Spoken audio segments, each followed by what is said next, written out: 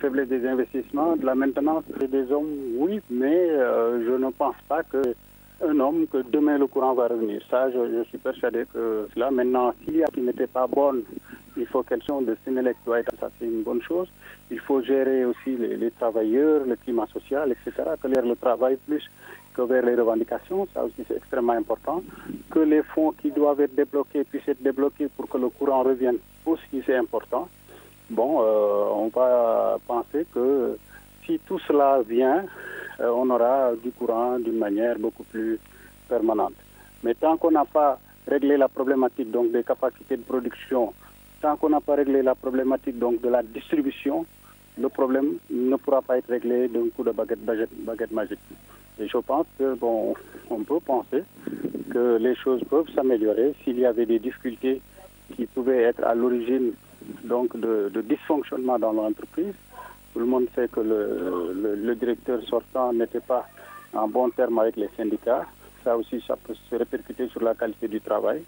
Bon, si tout ça peut être amélioré, je pense que c'est une bonne chose. En tout cas, c'est une prérogative régalienne donc, du chef de l'État de changer une équipe. Bon, mais il faudrait que les gens comprennent que ce n'est pas parce qu'on change une équipe que demain le courant va venir. Donc, tant que le retard qui est fait au niveau de la production n'est pas réglé, tant que la problématique donc, liée à l'acheminement du courant jusqu'au consommateur n'est pas réglée, on restera dans des situations assez difficiles.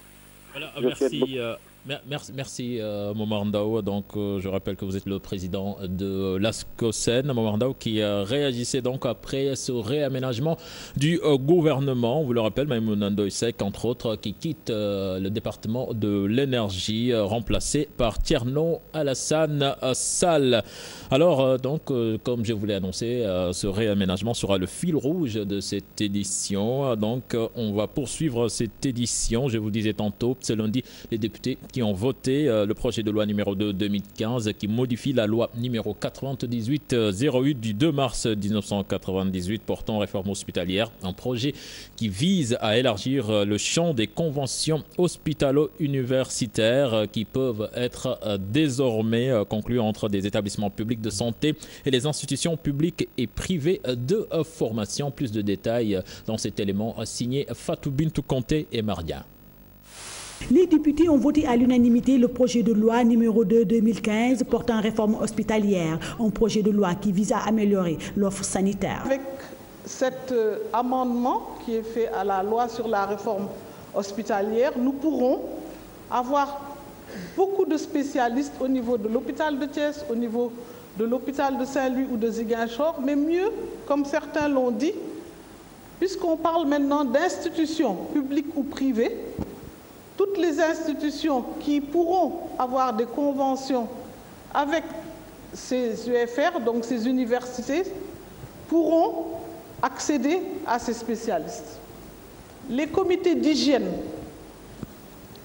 là aussi c'était un manquement grave, mais je peux dire aussi qu'il n'y aura pas de duplication ou de compétition avec le service d'hygiène, puisque dans les structures hospitalières, il y a déjà un service, parfois un agent d'hygiène, qui aujourd'hui, avec le comité, va être renforcé. Profitant du vote de ce projet de loi, le ministre de la Santé a tenté de rassurer les syndicalistes du SUTSAS et du SAMES sur le retard quant à l'application de leur plateforme revendicative. Nous avons négocié avec les syndicats, notamment le SUTSAS, le SAMES, quand les points d'accord sont notés. Il y a une procédure pour l'application. Par exemple, quand on pose un problème, il faut qu'on voit, on est d'accord sur le principe, mais il faut qu'on voit s'il n'y a pas un impact, notamment budgétaire. Awa Marie Kolsek les exhorte tout simplement à s'armer de patience. Il faut du temps pour en parler, pour en discuter, pour qu'il y ait un consensus. Cette séance plénière a été aussi un moment pour les parlementaires de soulever les problèmes sanitaires auxquels sont confrontés leurs localités d'origine. Fatou Bintou Conté, merci. L'on me fait signe que la coordonnatrice du personnel de la Sénélec Abidjan est en ligne. Abidjan, bonsoir. Bonsoir. Alors, Abidjan, donc, je rappelle que vous êtes la coordonnatrice du personnel de la Sénélec. Votre directeur général vient d'être démis de ses fonctions. Comment appréciez-vous cette décision du chef de l'État? Voilà, nous rendons grâce à Dieu qui nous a permis aujourd'hui d'avoir un nouvel espoir. Nous pensons effectivement que depuis 2013, nous n'avons cessé de tirer sur la sonnette d'alarme pour que donc ce type de management que nous avons connu à la Sénélec vraiment puisse cesser. Et aujourd'hui, alhamdulillah, et donc la destitution, si je peux dire, d'un DG n'a jamais suscité autant de satisfaction au niveau des travailleurs. Parce qu'il faut dire que vraiment, oui. Vous parlez de type de management, en quoi était-il aussi mauvais? Oui, particulièrement sur la gestion des ressources humaines. Nous l'avons donc décrié, le manque de justice, le manque de respect de la réglementation, de l'éthique, de la justice et également le manque de dialogue. Donc c'est surtout le point d'achoppement qui a donc marqué tous les travailleurs. La gestion vraiment chaotique, si on peut s'exprimer ainsi, décadente des ressources humaines. Sénélec également manque de tout. Nous avons dénoncé le manque de vision de l'ancien DG de Sénélec qui aujourd'hui a mis Sénélec effectivement dans des difficultés. Tous les projets sont en retard. Donc le manque de recrutement du personnel technique, particulièrement au transport, à la distribution, au commercial. Récemment, vous avez vu le problème des CDD, alors qu'on aurait pu le régler vraiment de la façon la plus équitable, puisque c'est des travailleurs dont a besoin l'entreprise, qui, au cours des prochaines années, va donc presque tous les travailleurs donc âgés vont partir, presque 1047 âgés. Donc nous manquons de tout, mais nous pensons quand même que les défis peuvent être relevés. Sénélec étant au cœur du développement, s'il y a une gestion équitable des ressources humaines, s'il y a un dialogue social et une motivation des travailleurs, nous parviendrons effectivement à remettre Sénélec sur les rampes de l'émergence. Nous remercions les autorités et vraiment nous souhaitons aux nouveaux arrivants vraiment bonne chance, parce que ce qu'on veut, c'est que Sénélec soit une entreprise performante pour le bonheur des travailleurs et des populations sénégalaises. Justement, le nouveau directeur général, Makhtar Cissé, donc est-ce que vous le connaissez? Est-ce que vous pensez qu'il va vraiment faire l'affaire? Nous l'espérons. Nous ne connaissons pas, enfin nous le connaissons peut-être de nom, comme il a été l'ancien DG, je pense, de la douane, et nous espérons vivement, effectivement, qu'il pourra composer avec les travailleurs pour relever les défis. Vraiment, nous lui souhaitons beaucoup de réussite, de même que le ministre de l'Énergie, qui vient d'être nommé, que je connais quand même, qui est un homme de valeur, un homme d'éthique, et c'est pourquoi nous avons un espoir quand même que les travailleurs seront pris en compte dans tout ce qui se fait, parce que comme nous l'avons dit par ailleurs, investir 200 milliards sur le matériel, il faut aussi investir sur le personnel pour les motiver, pour que Sénélec aille de l'avant. Et je pense que c'est possible, effectivement, aujourd'hui, si les nouveaux donc, responsables de Sénélec et les nouveaux gestionnaires du secteur arrivent effectivement à parler et donc à gérer avec des valeurs. C'est tout ce que nous demandons. Je pense que ce n'est pas difficile et c'est possible. Voilà. Merci Madame Dian. Abidjan, je rappelle que vous êtes la coordonnatrice du personnel de la Sénélec. Vous aurez encore des réactions dans ce journal avec ce réaménagement du gouvernement opéré par le chef de l'État. Mais pour le moment, nous allons parler du rapport de l'IGE sur la malgouvernance. Beaucoup d'entreprises épinglées, une situation que la société civile dénonce. Eliman Khan invite ainsi la justice à s'autosaisir et le chef de l'État a passé aux sanctions. C'est un sujet signé Maïmouna Ndiaye et Tierno Laurent Mendy. Erreur dans la gestion financière, compte fictif ou secret, le rapport public de l'inspection générale d'État dévoile des malversations. La société civile appelle aux sanctions. De rapport en rapport, c'est les mêmes constats, les mêmes remontrances que nous entendons et les mêmes commentaires, même du président de la République. Il faut qu'on avance. Il faut que des décisions soient prises pour véritablement qu'on arrête. Il faut que des sanctions soient prises parce qu'on ne peut pas tout le temps avoir les mêmes résultats des rapports et qui ne nous permettent pas véritablement d'avancer dans ce pays-là. Des milliards en l'air, aucune justification. La justice doit s'autosaisir de l'avis d'Eliman Khan. La balle est dans le cas de ceux qui ont le pouvoir exécutif et judiciaire et qui doivent donc donner suite aux résultats de ces rapports. C'est grave quand on parle de perte de preuves, d'archives et autres, etc. Cela veut dire quoi? C'est beaucoup d'argent qui vont partir avec ces preuves-là.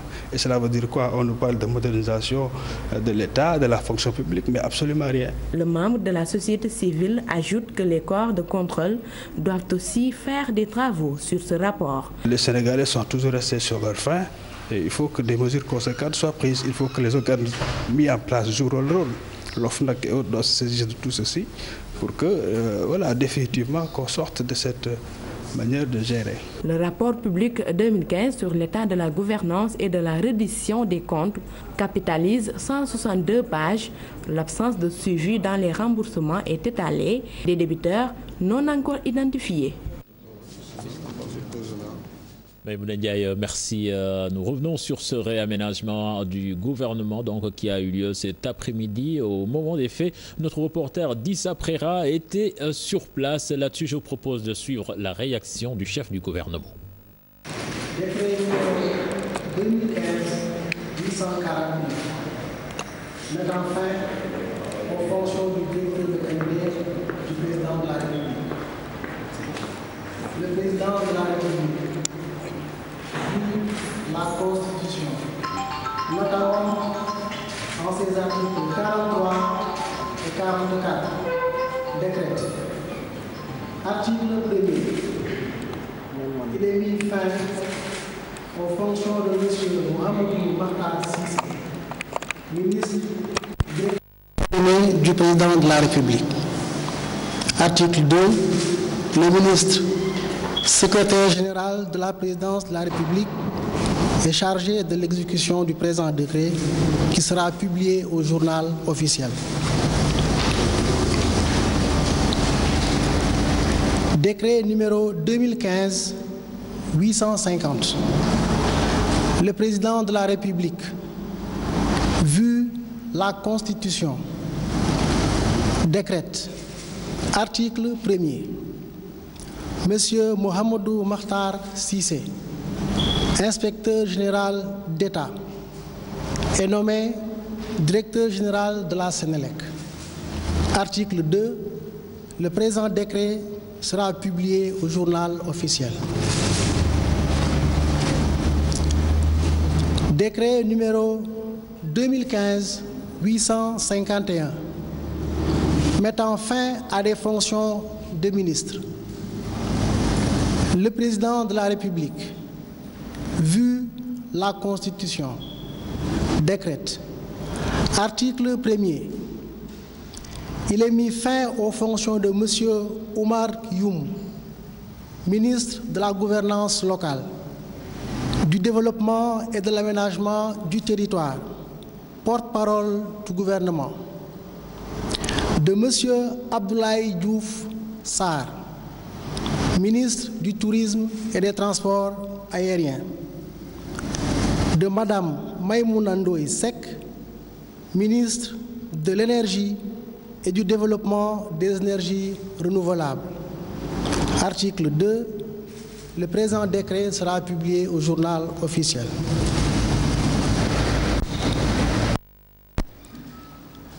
Décret numéro 2015-852 portant nomination du ministre directeur de cabinet du président de la République.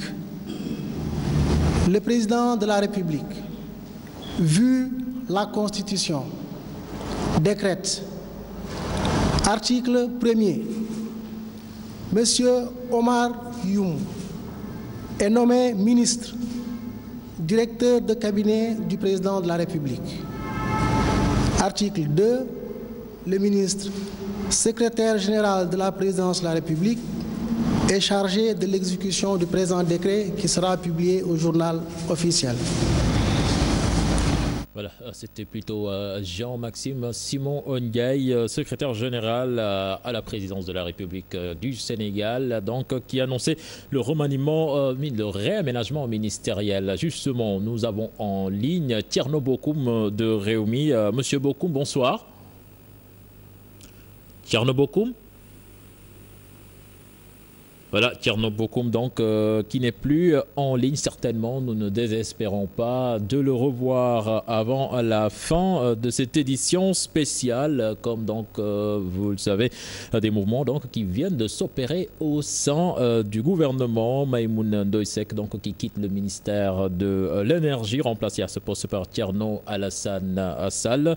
Seydou Gueye, qui devient ministre conseiller, porte-parole du gouvernement. Omar Youm, directeur de cabinet du président de la République, en remplacement de Maktar Cissé, promu directeur général de la Sénélec. En attendant de retrouver Thierno Bokoum, on va poursuivre donc avec Jean-Maxime Ndiaye au niveau de la régie, donc si vous permettez. Gouvernance locale, du développement et de l'aménagement du territoire. Madame Maïmouna Ndoye Seck, ministre du Tourisme et des Transports aériens. Monsieur Thierno Alassane Sall, ministre de l'Énergie et du Développement des énergies renouvelables. Article 2.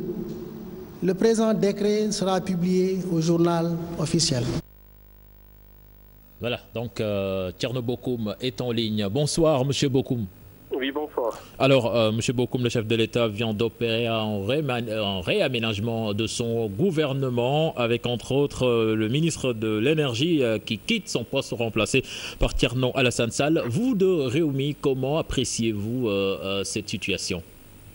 Oui, je pense que ce qui vient de se passer entre dans les prérogatives du président de la République qui a la possibilité de changer son équipe quand il le souhaite. Mais fondamentalement, ce que nous attendons, c'est qu'il y ait une politique cohérente de l'énergie.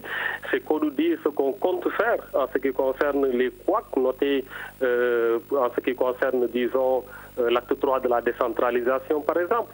Est-ce qu'il s'agit tout simplement de changer d'homme pour régler les problèmes? C'est la question fondamentale. Je pense qu'aujourd'hui, le gouvernement gagnerait à être beaucoup plus clair dans ses différentes politiques, qu'on puisse savoir exactement ce qu'il compte faire. Mais le fait de changer d'homme ou de faire un réaménagement n'a aucun impact pour l'instant sur ce qu'on attend, des résultats qu'on attend du gouvernement. On voit que ces derniers temps, le président de la République a beaucoup pesté sur la Sénélec avec les coupures de courant. Avec cette décision, quand même, vous ne pensez pas que le président a été réactif ou bien c'est de l'impuissance de sa part? Oui, ce qu'il faut dire, c'est qu'il faut relever là où se trouve le problème. Est-ce que c'est un problème d'homme? Est-ce que c'est la faute du directeur s'il y a un problème? Est-ce que ce n'est pas lié à autre chose? C'est ça la question fondamentale.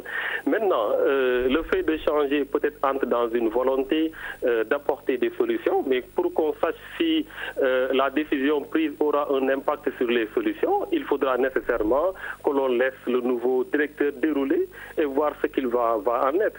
Mais le plus important, c'est qu'aujourd'hui, il y a une urgence de régler le problème de l'électricité au Sénégal. Les ménages souffrent énormément et c'est ça qui est le plus important. Maintenant, profiter d'un réaménagement ministériel pour faire une communication qui n'a absolument rien à voir avec les résultats perçus sur le terrain, je pense que c'est un peu perdre du temps. Je pense qu'on doit aller directement vers la résolution des problèmes et les populations attendent encore.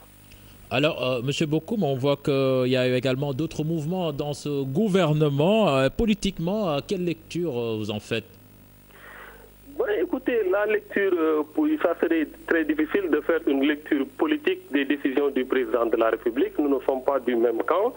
Je pense normalement un réaménagement ministériel doit entrer dans le cadre d'un travail beaucoup plus efficace que l'on doit faire au service des populations, parce qu'un gouvernement, c'est une occasion donnée à des Sénégalais de travailler pour les intérêts des populations.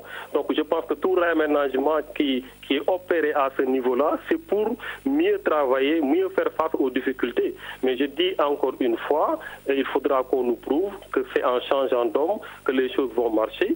Je pense qu'il y a eu des changements de Premier ministre, il y a eu des changements de ministres, on est toujours dans le statu quo.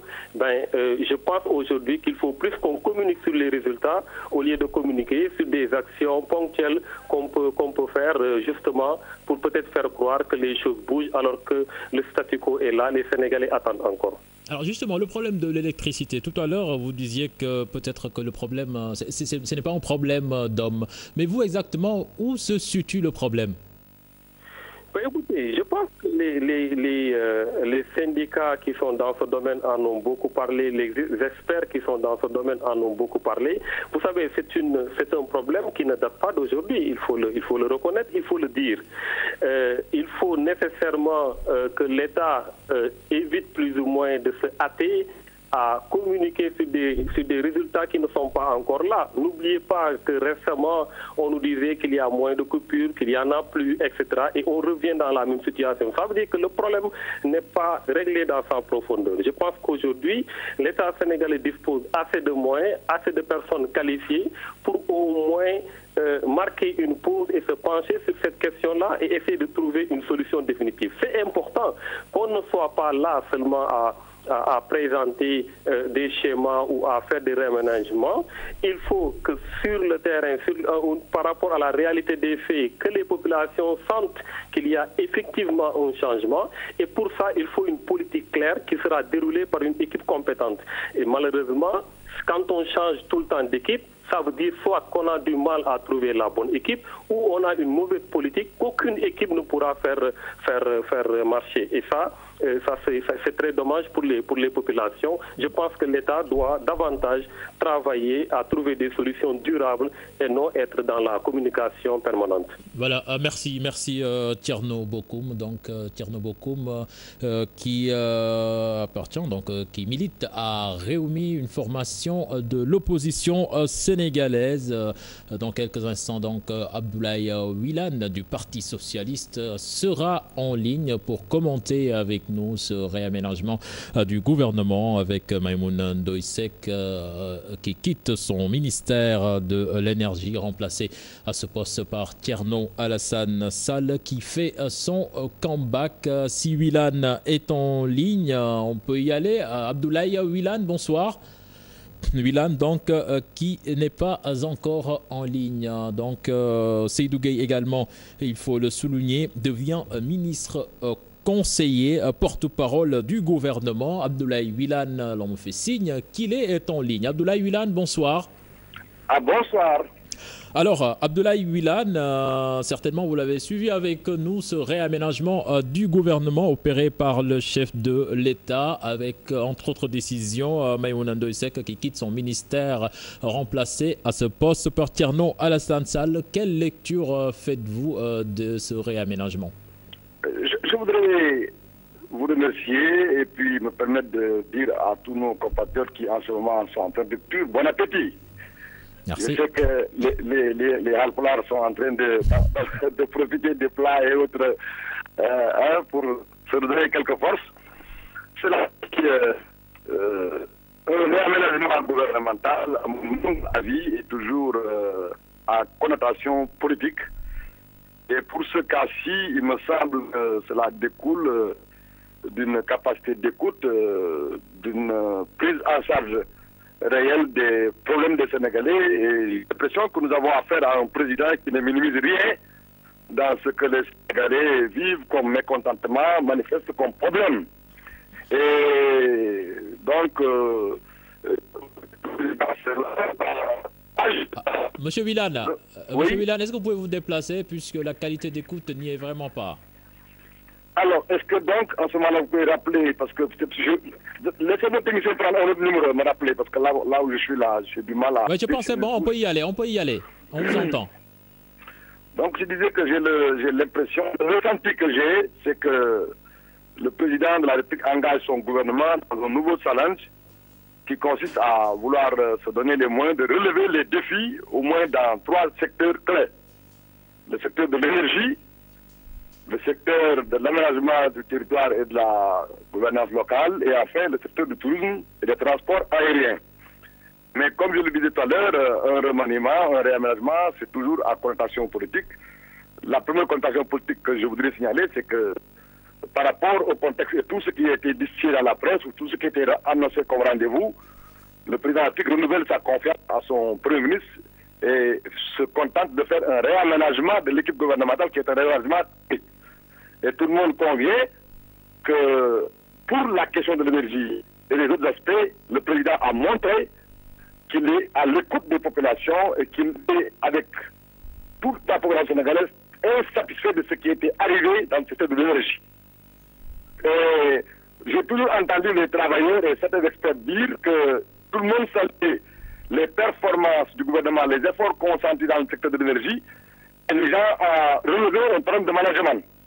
Monsieur Makhtar Cissé, ancien directeur de cabinet du président, et bien avant cela, ancien ministre du budget, puis ancien directeur général des douanes, est un homme dont on peut espérer que ses capacités managériales, en tant qu'inspecteur général d'État, peut aider à avoir un nouveau style de management de la FEDEC. Abdoulaye Wilane, il nous reste quelques secondes. Justement, une toute dernière question avec les relations que certains disent heurtées entre le PS et l'APR. Êtes-vous toujours surpris d'être dans le gouvernement, le Parti socialiste? Votre question n'a aucun sens. Vous me constatez, si nous n'étions pas contents pour le gouvernement, on l'aurait manifesté. Et si le président n'était pas déterminé à cheminer avec les partis qui sont au gouvernement, il l'aurait manifesté. Donc, qu'est-ce que vous voulez que je dise? Il n'y a rien de nouveau. Voilà. Donc, merci à Abdoulaye Wilane d'être entré dans cette édition spéciale. Donc, l'information, c'est le réaménagement du gouvernement avec le ministre de l'Énergie qui quitte son poste remplacé par Thierno Alassane Sall. Il y a eu également d'autres décisions. Certainement, nous y reviendrons dans nos prochaines éditions. Donc, c'est la fin de cette édition spéciale. Chérif est déjà en place pour la permanence. À vous l'antenne. Merci beaucoup, cher Tidiane. L'information revient exactement à 0h pour plus de détails sur ce réaménagement. Merci beaucoup. Dans un instant, l'invité du 20h. Restez avec nous.